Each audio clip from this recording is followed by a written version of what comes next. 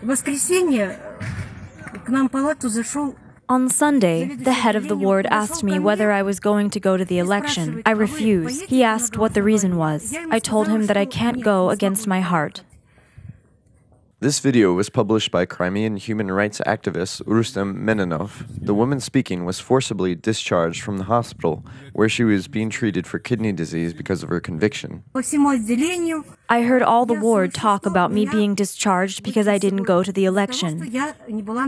Her story is harrowing, and it's not the only one. At least 3 cases of Crimean Tatars being fired from their jobs have been reported by the Kurultai of the Crimean Tatar people. In all of them, the reason is the same: non-participation in Russia's illegal presidential elections on the annexed peninsula.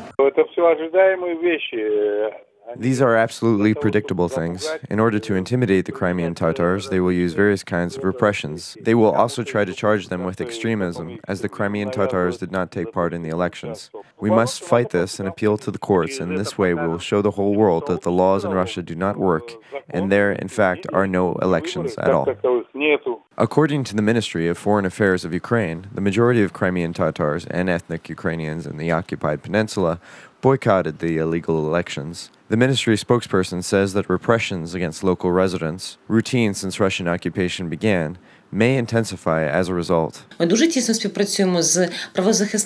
We cooperate with human rights activists, journalists. We've created a public platform for freeing political prisoners at the Foreign Ministry. We receive information about the situation in Crimea from ex-prisoners. And of course, we have the reports of international monitoring missions, in particular from the UN and OSCE, which are done remotely. The Ministry of Foreign Affairs of Ukraine has lodged multiple complaints with Moscow about human rights violations in Crimea, and it records the violations to add in support of the lawsuits against Russia to the UN International Court of Justice. Currently, the court has considered 2 Ukrainian lawsuits against Russia on the violation of international conventions, one on the elimination of racial discrimination, and the second on combating schemes to finance terrorism.